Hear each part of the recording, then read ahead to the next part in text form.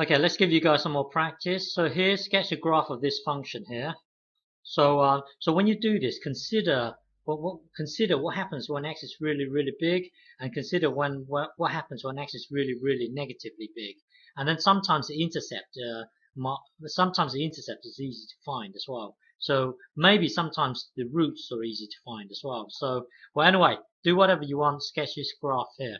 So press pause and have a go. Okay, so to do this, hang on, looking at the function here, let's just look at this bit here. Okay, so when you have e to the power of x, the graph looks like this. So when you have a graph e to the power of x, the graph will look like this. Now let's just say that this function here equals this. If you apply this transformation here, it will then become this. Okay, but the thing is, when you apply this transformation, you are really reflecting it along the y-axis here. So given that f of x equals this e to the power of x, now this function here will look like this. Basically, it's a reflection along the y-axis. So bear this in mind. This thing here looks like this. Okay, so when you look at the function here. You are trying to consider what happens when x gets really positively big. So let's look at the function here. You see, when this thing here, when x gets really big, when this is very big, very big, then look at this graph here. Hang on, look at this graph here. When x is really big, this thing here will be very small, because look, as you head towards as x heads towards positive infinity, this whole thing here tends to 0. It's going to be very small.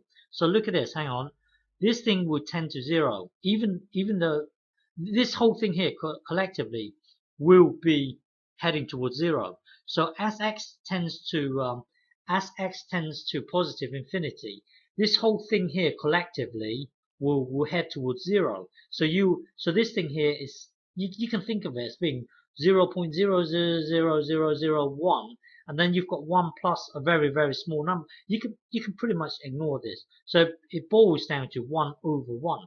So looking at the function here, as x tends to positive infinity, collectively, don't forget the minus thing here is buried within this thing here.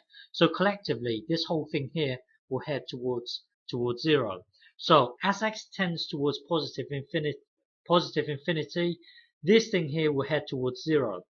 Okay, so leaving you with just 1 over 1, meaning that as x tends to 0, our function will head towards 1. So it will head towards 1 here. So it could head from above, or it could head from below, but it will head towards 1. So you're going to have a horizontal asymptote here. Okay, and then try to plug 0 into. So this is your function here. Try and plug 0 into here, because the intercept most of the times quite easy to find. So looking at the function here, let's try and put 0 into the x here. So e to the power of minus 0, that's the same as e to the power of 0.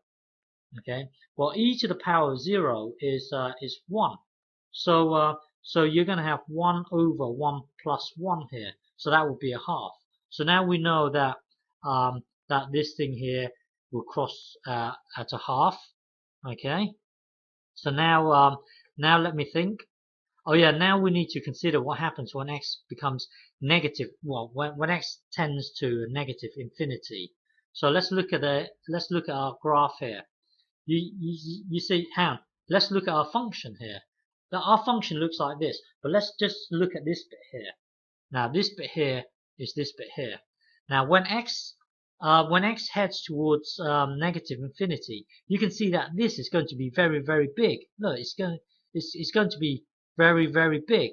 Okay, so as x tends to negative infinity, this bit is going to be very big. Okay, so let's look at the function again.